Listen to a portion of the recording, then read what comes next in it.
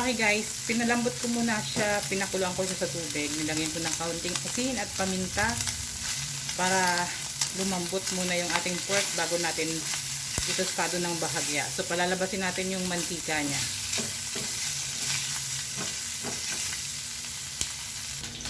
Okay, so ito yung ampalaya. Ganyan lang siya kaninipis. Binabad ko muna siya sa tubig na may kaunting asin para mabawasan yung pait din. Mamaya pipigaan ko lang or tatanggalan ko ng tubig para mawala yung alat. So binawasan natin yung pait at mamaya hugasan natin para matanggal natin yung asin na pinagbabaran. Okay. Kasi hindi lahat kayang kumain ng mga kasama natin ng mapait, no? Pero importante na sa atin ang gulay. So ito na, lumabas na yung mantika niya, pero kaunti pang okay, bahagya pa, tostado pa natin ng bahagya. Para sigurado tayong lutong-luto talaga yung karne na ating gagamitin pang sahog sa ating masarap na gulay na ampalaya. Yan, masarap talaga to guys.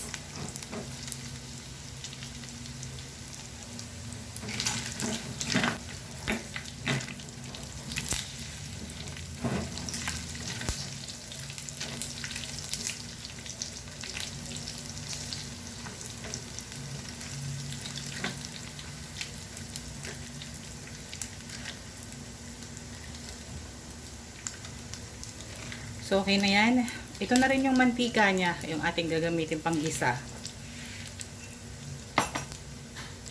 So, unahin natin yung bawang.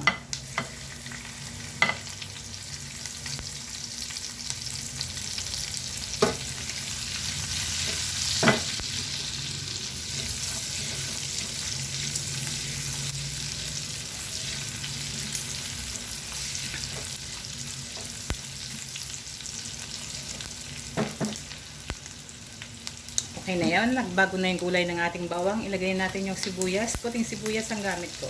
Kulay din to guys. Masarap tong sibuyas na puti.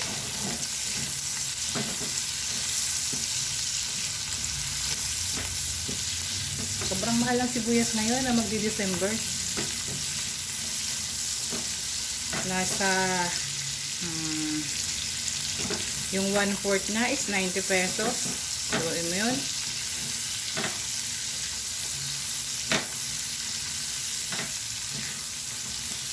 Halos nasa 360 yung kilo. Baka pagdating ng Pasko, nasa 500 na yan o baka lagpasan pa. Ganyan talaga. Pag lumalabas ang pera, tumataas ang mga bilihin. Tuwing December, di pa ako naka-experience ng December na mura ang bilihin. So, isang pirasong kamatis. Isang pirasong kamatis, halagang 8 pesos to. Pero dahil gusto ko nang may kamatis, kaya ayan.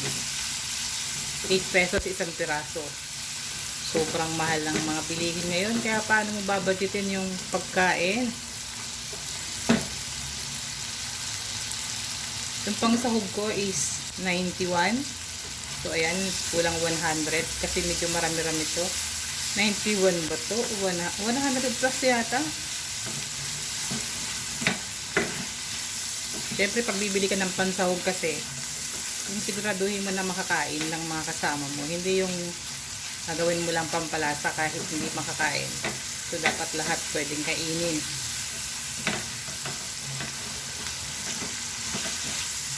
Yan, may kaunting taba para yung sarili niya ng mantika ay yung ating gagamitin pang gisa.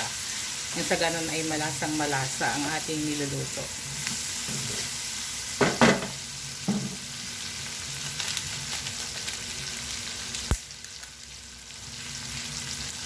Ngayon natin ang magic sarap.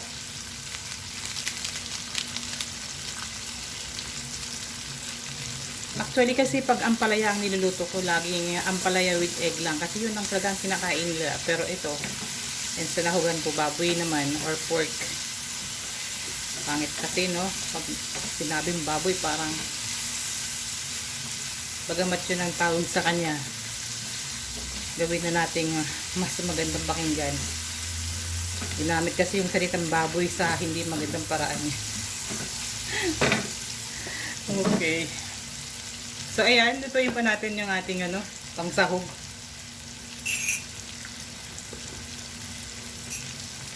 Guys, tanghali na. Dahil hindi ako nag-almusal habang nagluluto ako. So, ngayon pa lang ako nagkakape. Yan, sugar free yung aking kape. Kung hindi sugar free, black coffee. So, ganyan. Pagka tayo nagkakaedad na, kasi pag umabuso ka sa katawan, kalaban mo rin naman yung mararamdaman mo. Sasakit ang sikmura. So, mas madaming gastos. So, ito na yung ampalaya. Hinugasan ko yan at pinigaan ko ng bahagya. Okay na to, lagay na natin.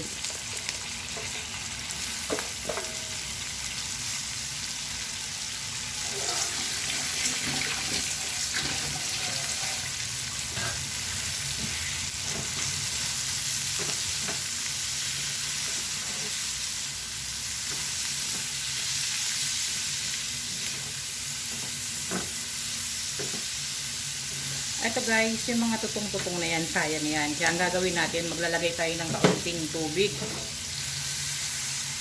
Yan yung magbibigay ng lasa sa ating gulay.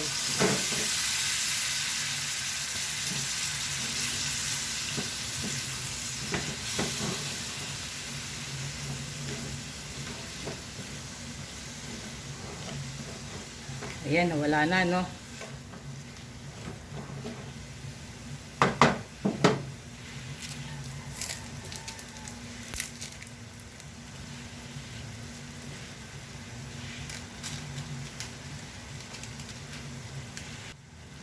Dahil yung ampalaya, binabad ko siya sa asin.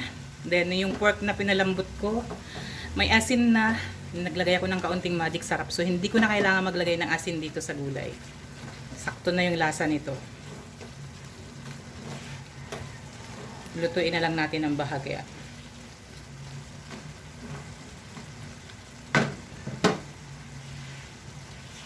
Okay, takpan natin. Okay guys. Sobrang mahal ang bilihin ngayon. Kahit ganito lang ang ating niluluto, mahal pa rin to.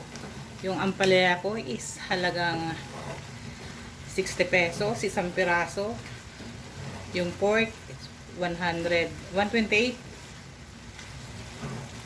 Then yung sibuyas, pagkamahal. No?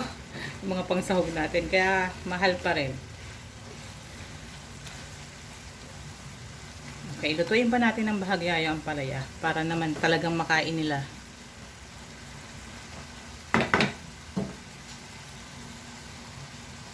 Okay guys, so ito, 2 pirasong hita ng manok yan. Pinakuluan ko siya.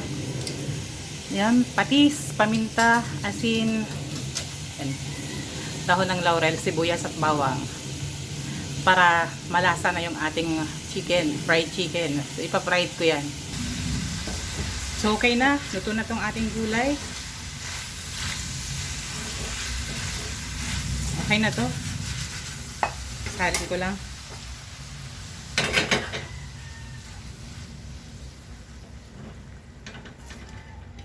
Kasi pwedeng walang gulay. Ngayong bumagyo kasi, kaya sobrang nagmahal yung mga gulay natin. Baka kulang yung supply sa market. Kaya kahit isang piraso lang isang klase lang na gulay, okay na yan. Pag ampalaya, yap lang. Pag sitaw lang. Pag pechay lang, huwag ka na mag-isip ng iba pa. Importante, may pagkain, no? So, okay na yung ating ampalaya. Okay na yung ating gulay, no? So, ito naman ating chicken, ang ating lulutuin. Yan, magpainit na ako ng mantika. Dahil pinakulang ko na yung chicken, so hindi na kailangan ng madaming mantika at madali nang lutuin yan. So, nakatipid ka na sa gas. Hindi yata sa gas, no, dahil pinakuluan ko. Nakakatipid ka lang sa mantika ng bahagya. So, hintayin natin uminit muna yung mantika, no? Bago natin ilagay yung chicken para hindi dumikit sa kawali. Pero alam ko hindi naman magdidikit. Pero okay na yan. Painit muna natin. Okay na to guys. Lagay ko na yung... Unahin ko yung parting may balat, no?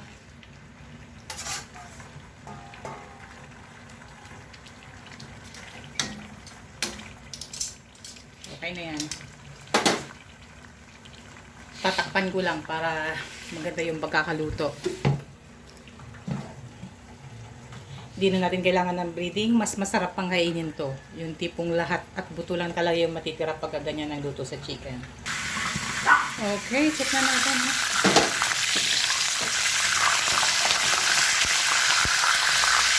O, diba?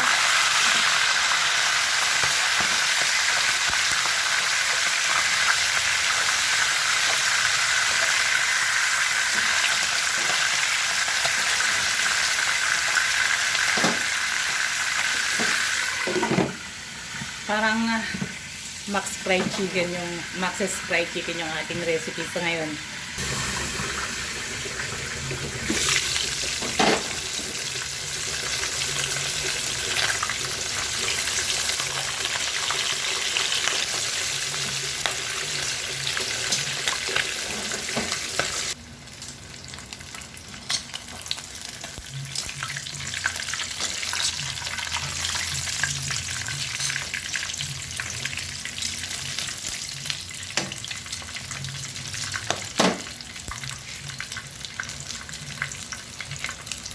Okay guys, dahil yan malapit na maluto yung aking chicken. So ito, magtutorta rin ako ng dilis.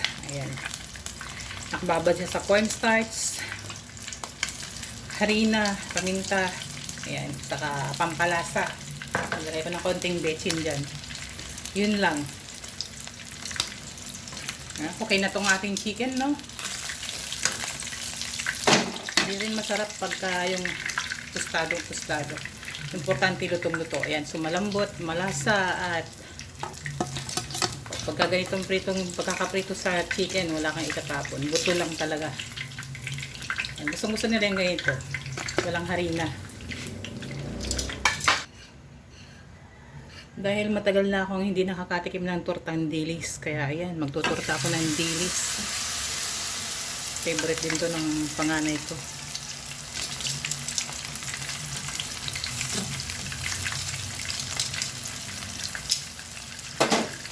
Mura lang to, halagang 56 pesos lang yung dilis. So, mga 100 din, kasama yung mga pangsahog. Diba?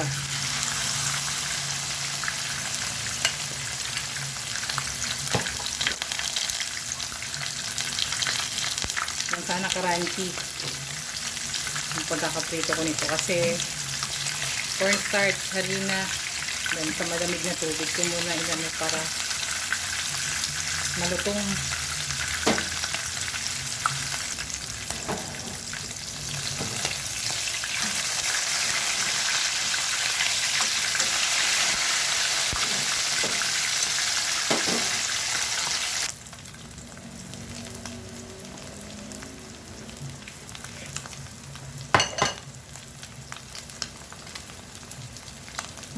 Okay na to guys. Luto na yung ating unang batch ng dilis. Ayan, patuluin ko muna.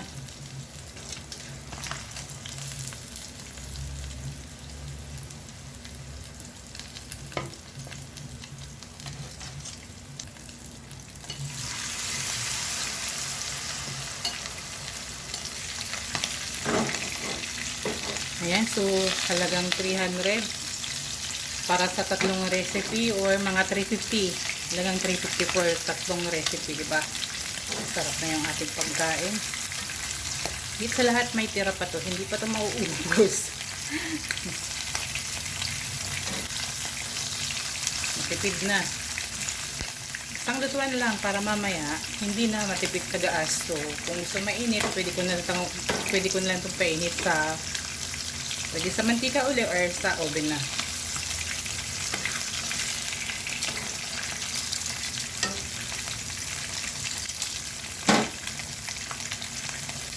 Okay na guys, tatlong recipe para sa halagang 300 pesos. Ayan, 1/4 na dilis, tinorta ko. Then yung 2 pirasong hita ng manok. Or yung leg part. Saka nagisa ko ng gulay na ampalaya. Yan, ang medyo mahal dito sa tatlong to, yung ampalaya, no?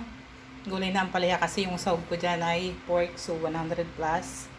Then ito, 56 pesos lang yung ating dilis at 100 plus din yung aking So, nasa 350, around 350. Budget ulam, hindi na, ayan, sa isang bihis lang kasi ako sa isang araw nagluluto. So, okay na to. Di ba? So guys, maraming salamat sa panonood. Kung nagustuhan niyo yung ating tipid ulam. Tipid ulam talaga, no? So, yun lang ah. Ganun lang mag-budget. So, may tatlong putahe ka na sa halagang 300 or 350 pesos. Isarado na natin. Pero alam ko hindi aabot na yung 350 yun. So, ayan. Sana nagustuhan niyo yung ating recipe sa ngayon. Masarap yung gulay ko ng palaya. Hindi yun mapait. Kaya kumakain ng mga anak ko pagka ganun ang pagkakaluto. So, ayan. Hindi porke ang palaya mapait na. Ang palaya masustansya. Mapait pero healthy. Healthy yung ating ulam. So, ayan. Yung chicken, yung pagkakaluto ko ng chicken, masarap din. Walang harina. So, ayan. Pinakuloan ko muna para mas matipid.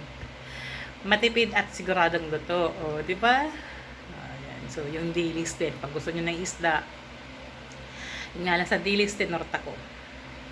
Kasi, kailangan prito para makain din nila, hindi yung ako lang kung anong gusto ko lang yun ang lutuin ko. So maraming salamat sa panonood. Kung bago ka lang sa aking channel at di ka pa nakasubscribe, please do subscribe, click the bell para naman sa mga susunod nating recipe ay ma-notify ka. Maraming salamat hanggang sa muli. Panasa Bicolano, bye!